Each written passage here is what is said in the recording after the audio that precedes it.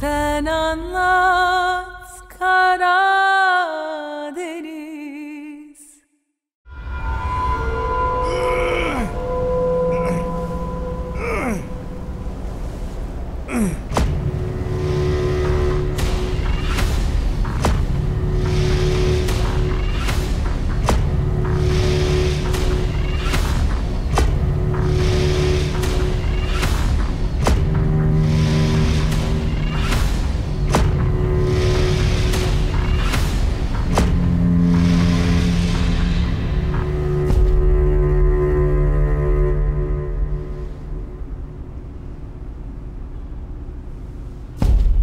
लड़के पकड़े जाओगे, कम से कम 20 साल की सजा होगी।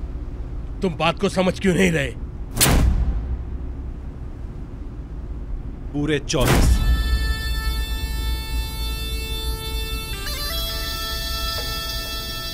अल्लाह ने उम्र दी है तो पूरे 24 साल बाद भी मिलेंगे जी। अल्लाह हाफ़िज़।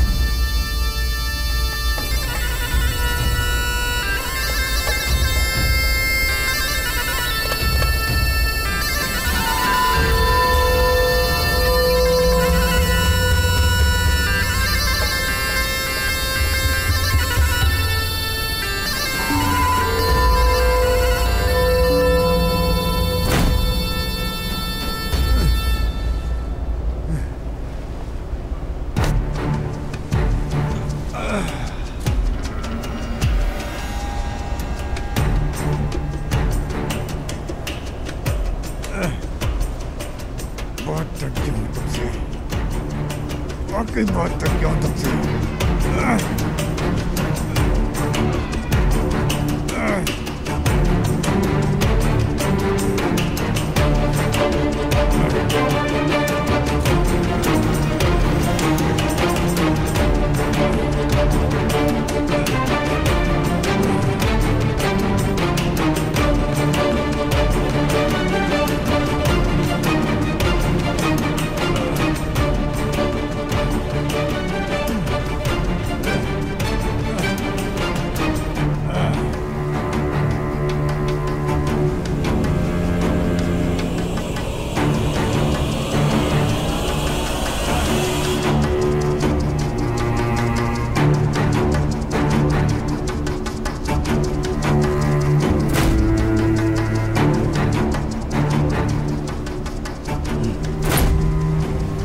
अब आखिरी बार कलमा पढ़ना है तुम्हें।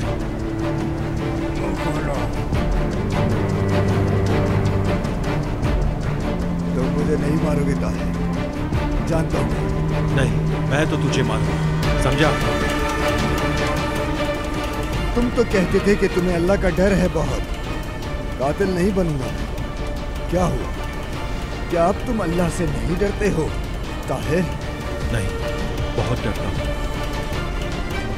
शायद तुझे अब कलमा नहीं पढ़ना। चल अब जहन्नुम में जाने का टाइम है।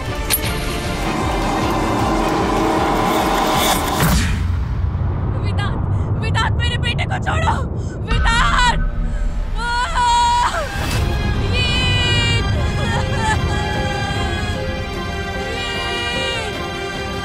मेरे बेटे को छोड़ो। विदात, छोड़ दो मेरे बच्चे को। विदात नहीं, देखो कोई विदात नहीं है। तुम खामोश हो जाओ। कोई नहीं है विदात, नहीं है। देखो ईद यहाँ है। अम्मी क्या हो रहा है?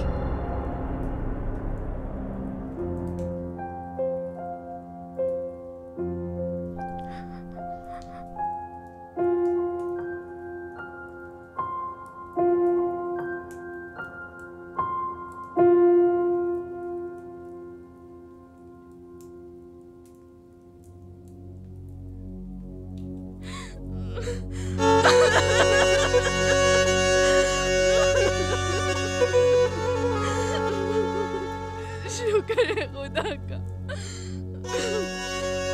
मेरा बेटा। शुक्र है खुदा का।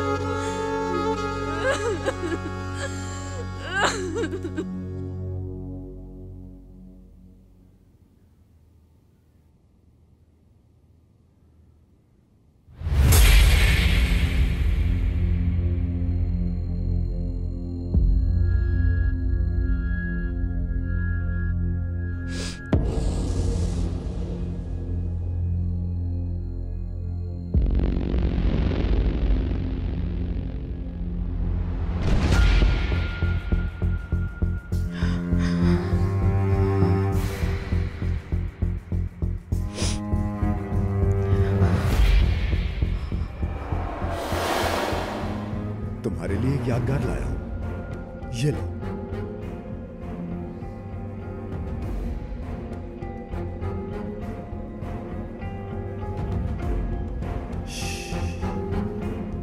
अगर तुम पुलिस के 100 मीटर के करीब भी गई तो इस दफा तुम्हारी बहन के बाल नहीं काटूंगा मैं, बल्कि उसकी गर्दन काटूंगा। कोई ऐसा काम नहीं जो पहले नहीं किया मैंने, समझी तुम? क्या हो गया है मुझे? ये मैं क्या कर रही हूँ अल्लाह? प्लीज मुझे रास्ता दिखा दे अल्लाह।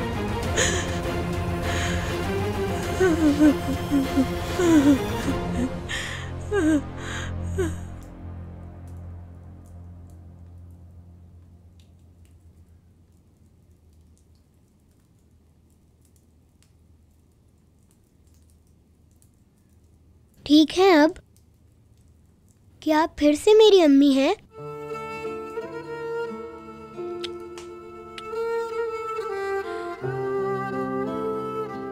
बिल्कुल मैं तुम्हारी अम्मी हूँ बेटा। मैंने बस एक बुरा ख्वाब देख लिया था। यूँ समझो एक जागते हुए ख्वाब देख लिया था, लेकिन अब खत्म हो गया।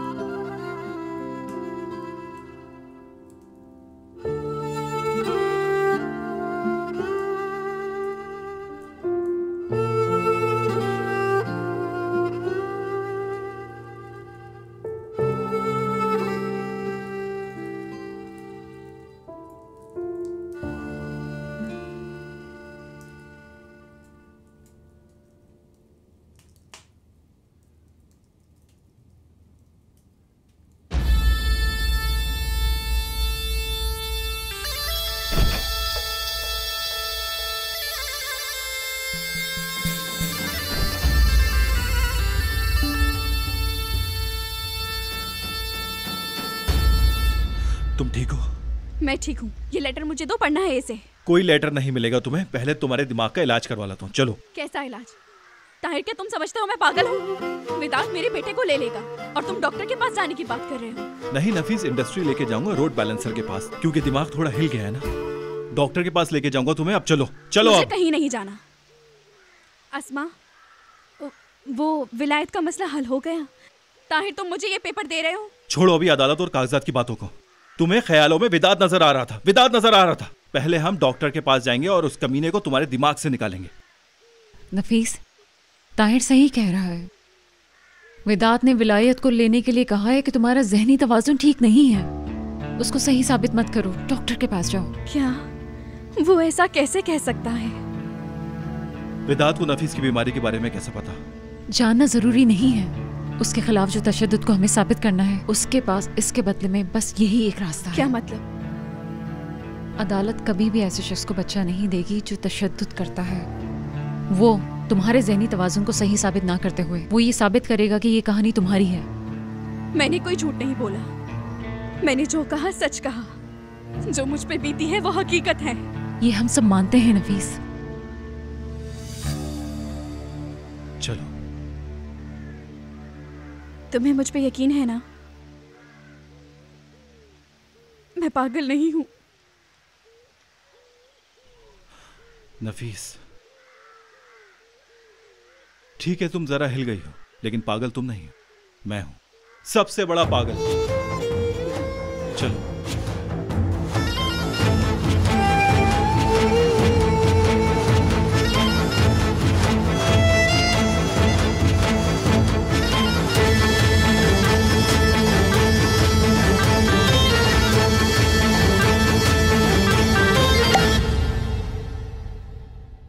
आप क्या कहती हैं वकील साहिबा?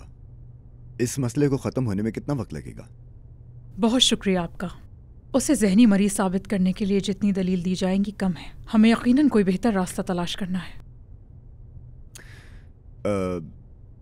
मिस ईशान गवाही देंगी, मुहाफिज हैं, घर के मुलाजिम हैं, वो देंगे। अच्छा ठीक है। क्या कोई ऐसा रिश्तेदार या मुलाजिम नहीं है जो इस काम को बखूबी अंजाम दे सके? और अगर इस शहर का रहने वाला है तो बहुत अच्छा हो जाएगा। नजर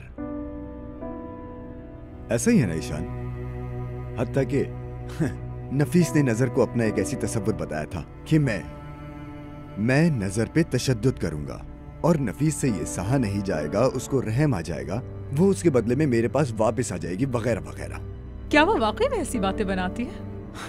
बदकिस्मती से। बच्चे के लिए तो बहुत अफसोस है। तो क्या वो लड़की गवाही देने को तैयार होगी? नजर? नजर। पता नहीं, क्या ख्याल है ईशान, वो देगी गवाही? मुझे यकीन है देगी।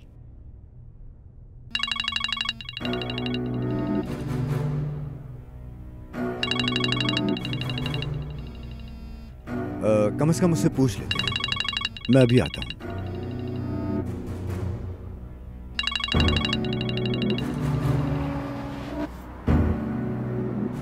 हाँ बोलो। मैं अब ये और नहीं कर सकती।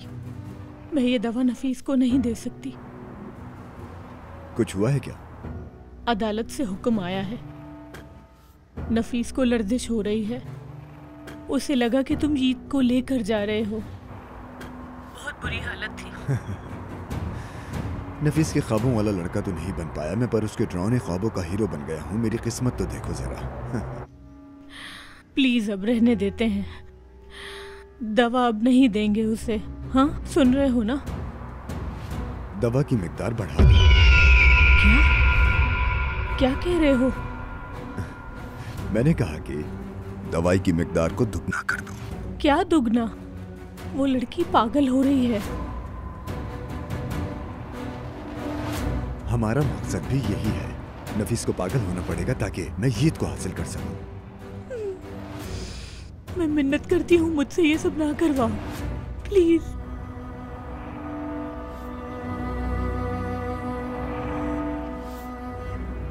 मेरी बात सुनो। अगर तुमने नफीस को दवा नहीं दी तो वो ठीक हो जाएगी, लेकिन मैं तुम्हारी अम्मी और बहन का गला काट देता हूं तो उनके पास ठीक होने का मौका नहीं होगा। क्या कहती हो? तुम ही फैसला करो किसको खत्म करना है।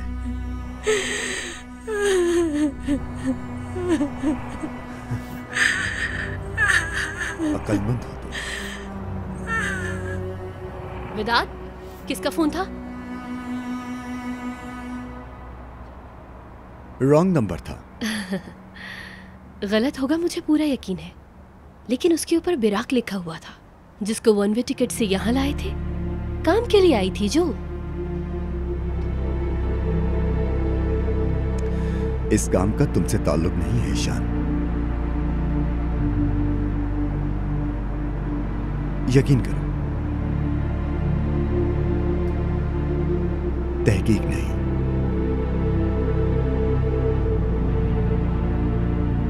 बर्दाश्त नहीं कर पाओगे।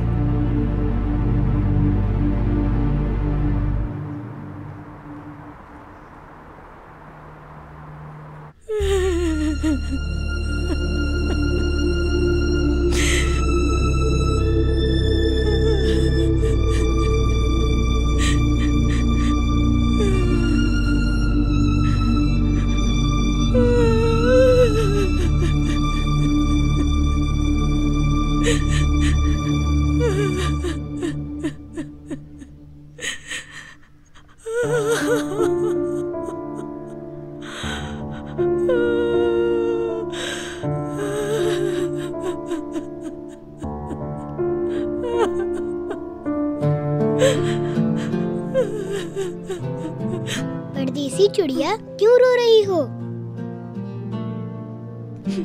अपनी अम्मी की याद आ रही है, इसलिए। आपकी बहन बड़ी है? नहीं, तुमसे भी छोटी है। काश के वो यहाँ होती, हम खेल लेते।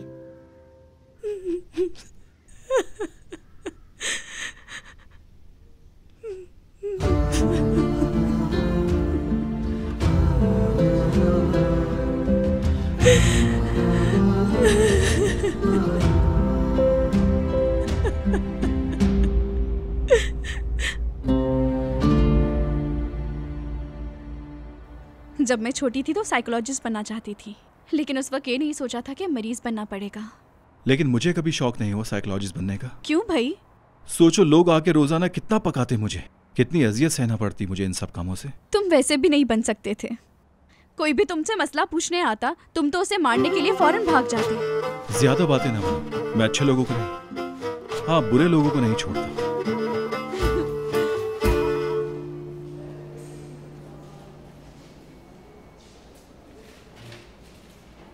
अस्सलाम वालेकुम, कैसी हैं आप?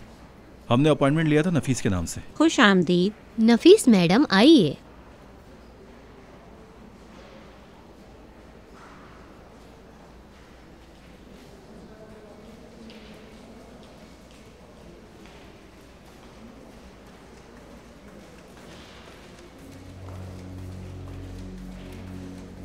मुझसे नहीं होगा।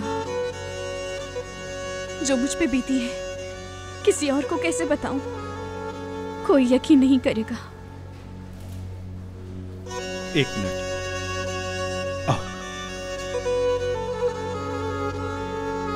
नफीस, तुम जानती हो ना ये ख्वाबों से बचने के लिए बहुत ज्यादा जरूरी है। जानती हूँ। मैं चाहता हूं कि तुम अच्छे ख्वाब देखो और जल्दी सही हो जाओ। जानती हो ना तुम? ये भी जानती हूँ। मैं चाहता हूं कि ईद तुम्हें दोबारा इस हालत में ना देख सके। नहीं देखेगा। क्योंकि हमारी शानदार टीम में एक ही पागल काफी है। ठीक है, चलो फिर, मैं तुम्हारा यही इंतजार करूंगा। तुम जाओ।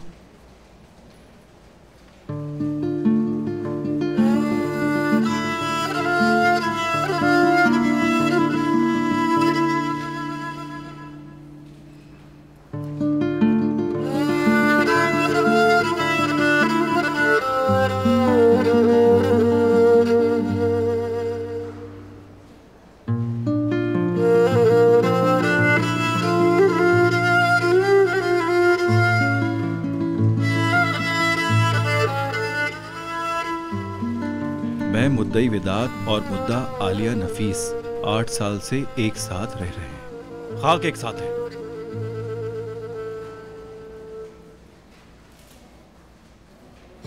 मुद्दई का यह कहना है कि इनकी शादी आलिया नफीस से हुई और शादी के बाद इनका बच्चा 14/12/2011 को पैदा हुआ, जिसका नाम इन दोनों ने यीत रखा और आर्टिकल 337 के तहत बच्चा मां के पास है, उसी के पास रहेगा।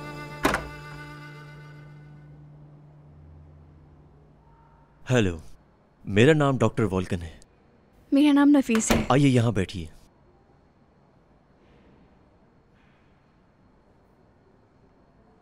मेरे ख्याल में हमें सबसे पहले फॉर्म फिल कर लेना चाहिए। आपकी उम्र क्या है? 24 साल। मुद्दई ने नफीस जोरलू की बीमार जहनी हालत को देखते हुए और उनकी लर्जिशों को देखते हुए भी अपने प्यार और उनकी इज्जत की बुनियाद पर उनके ठीक हो जाने की उम्मीद कभी नहीं छोड़ी। कमीना इंसान। पुरसुकून माहौल को कायम रखते हुए उनको हमेशा यकीन रहा है कि मुद्दा आलिया नफीस जोरलू अपनी पुरानी हालत में लौट आएंगी। झूठा बगैरत साला, इसको तो मैं जान से मार दूंगा। तूने पुरसुकून बनाया है घर के माहौल को साले। माफ कीजिएगा। कोई बात नहीं, हमें आदत है ऐसे लोगों को देखने की।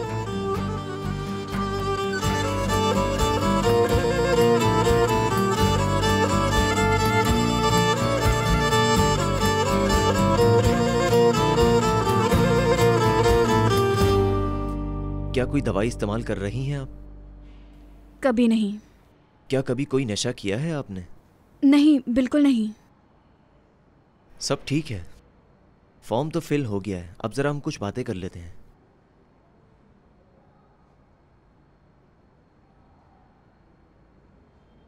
तो बताइए कैसी हैं आप?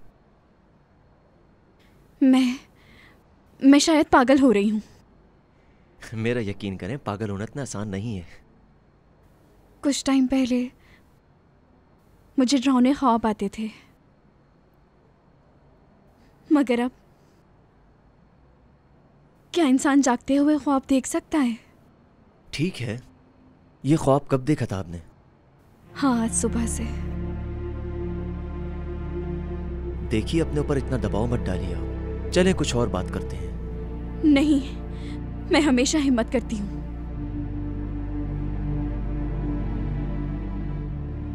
मुझे पता है मुझे हुआ क्या है। ठीक है,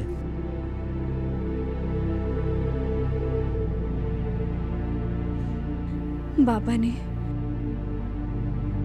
मुझे एक आदमी को बेच दिया था। उस वक्त मैं 16 साल की थी। छोड़े मुझे बाबा, छोड़े मुझे बाबा, नहीं करे बाबा।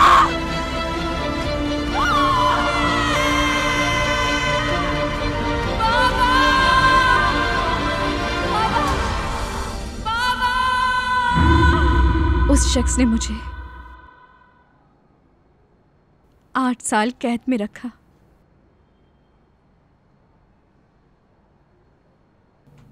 मैंने उन 8 सालों में बहुत तशद्दुद बर्दाश्त किया।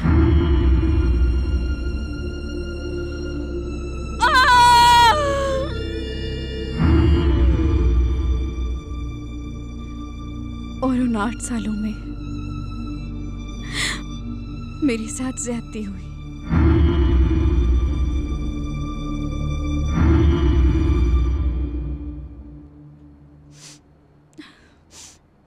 मैं माफ़ी चाहती हूँ। शायद आप जैसा इंसान मेरी तकलीफ का अंदाज़ा नहीं लगा सकता। ऐसा नहीं है।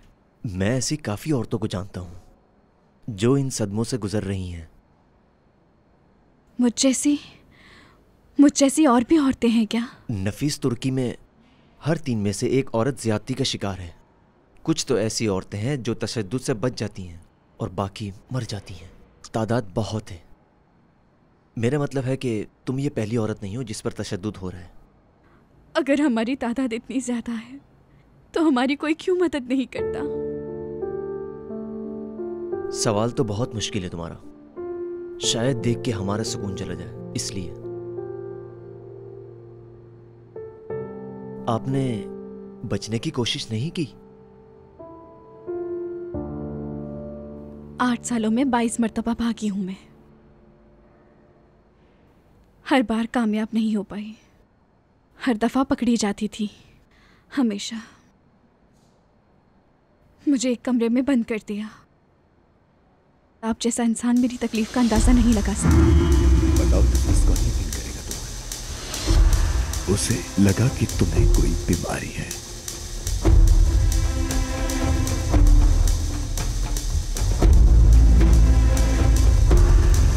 तुम हमारे बच्चे का शुक्र अदा करो।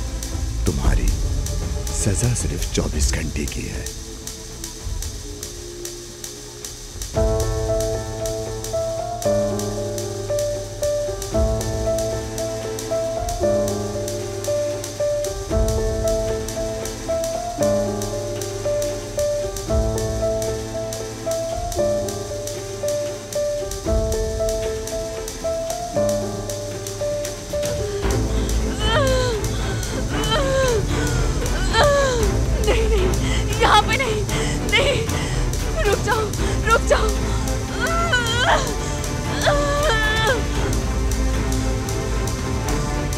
कोई मदद करे, कोई बचाए।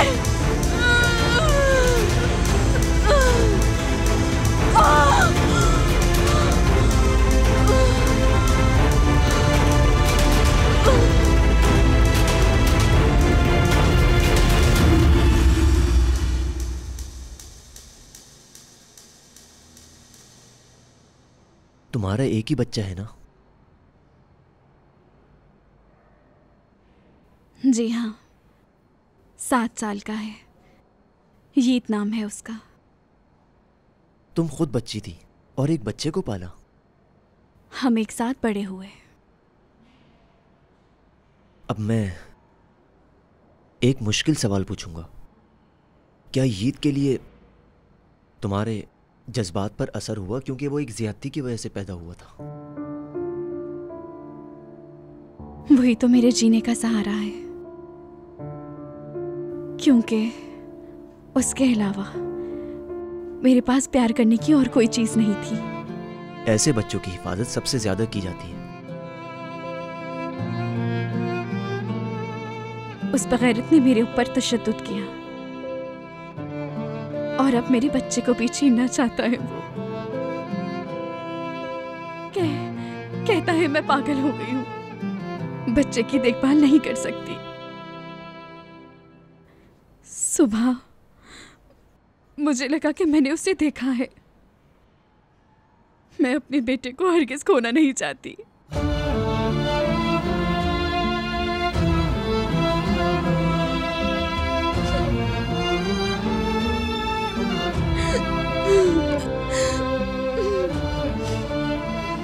मुद्दा आलिया नफीस जिनका जहनी तवाजुन खराब हो गया है, मुश्तरका बच्चा ईद को लेकर मुद्दई के पार्टनर ताहिर खलीली के साथ भाग गई है। मुद्दई वालिद शुरू से ही बच्चे की जिंदगी, जिस्मानी और जहनी सेहत को लेकर बहुत ही ज्यादा परेशान है। तुम अपनी जिंदगी की फिक्र करो बेगैरत इंसान।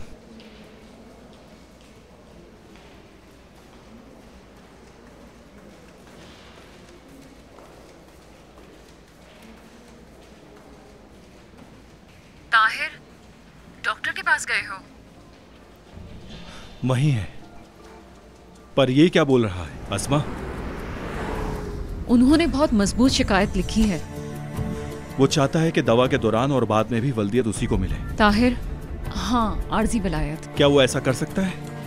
हाँ, अगर उन्होंने साबित कर दिया कि नफीस का जहनी तवाजुन ठीक नहीं, फिर क्या करोगे? क्या ये साबित हो सकता है? तुमने सुबह उसकी हालत देखी थी? उन्होंने डॉक्टर से रिपोर्ट मंगवाई है। साबित करने का बहुत इम्कान है। तैयार रहो। यानी तुम ये बोल रही हो कि उस बगैरत को वल्दियत मिल सकती है? मैं मायूसी नहीं फैलाना चाहती, पर फ्रांसिक वालों को वो चीजें पता चली जो थी ही नहीं, तो ऐसा हो सकता है अदालत ईद को माँ से लेके बाप को दे देगी। मैं इस काम को ठीक है अस्मा, फोन रखो, तुम बात करो। तुम ठीक हो? ताहिर, मुझे समुद्र के पास ले चलोगे? बिल्कुल जा सकते हैं। थोड़ी गमज़दा है, आप इसे लेके जा सकते हैं समंदर के पास। चलो, अगले हफ्ते मिलेंगे, ठीक है?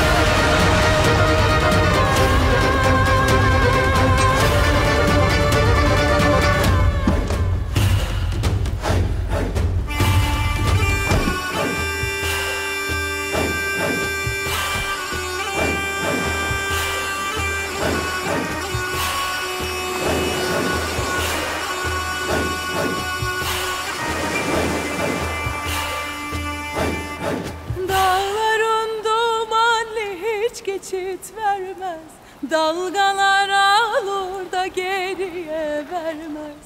Nefesim haramdır, yangınım sönmez. Anlat Karadeniz, nefesim yetmez.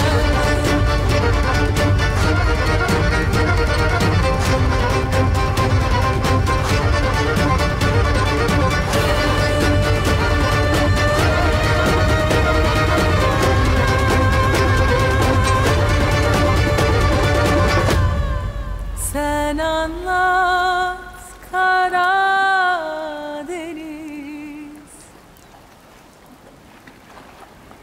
अगर मैं ठीक ना हुई तो वो ईद को ले जाएगा ना? क्या हो तुम्हें? कौन लेके जा रहा है? कौन दे रहा है उसे? वो जो पेपर तुम मुझे पढ़ने नहीं दे रहे, उसमें लिखा है ये। उसका पढ़ने का तुम्हें कोई फायदा नहीं, फजूल सी बात है। अरे छोड़ो ताहिर, मुझे दे दो। नहीं दूंगा, नहीं दूंगा, और ना ही ईद को दूंगा। ये क्या किया? पागल हो गए हो क्या? हाँ, मैं पागल हूं, तुम्हें पता है ना?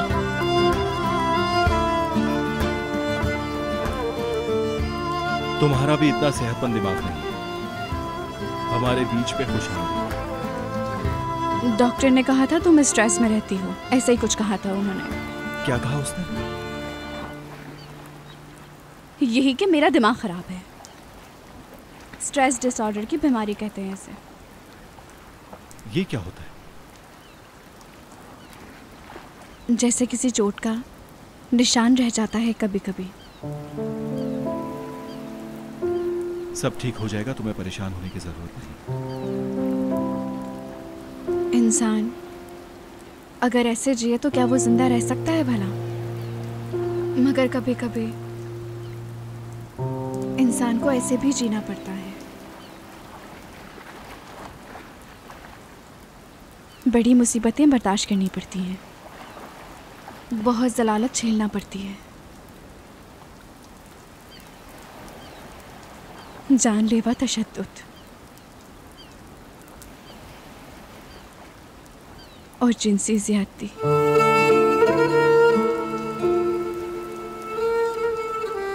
इंसान जब ये सब कुछ बाहर बाहर सहता है, तुम जी रही हो? नफीस, मैंने कुछ पूछा है। डरावने ख्वाब में क्या दिखती हो? इसी वजह से तुमने कहा ना कि मैं सुन के पागल हो जाऊंगा। वो नहीं देख रही मैं। अब उस अंधेरे बिस्तर के ख्वाब नहीं आते।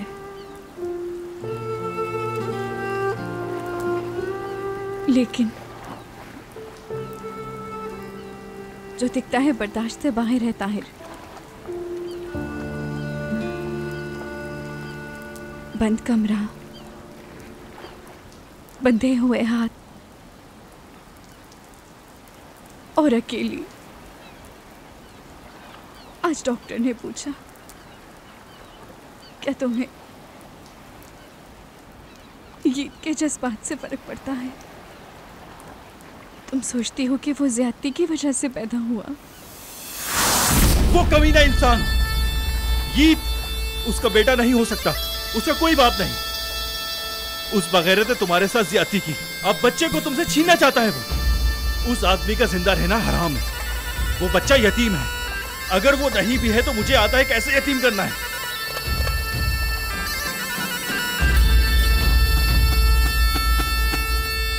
ताहिर, तुम ठीक तो हो ना? ये ठीक है। ईद के पास उसका ताहिर है ना? वो बगैरत ईद का बाप नहीं हो सकता। वो कभी ना ईद को कभी हमसे नहीं छीन पाएगा। हमसे नहीं ले पाएगा? हमसे?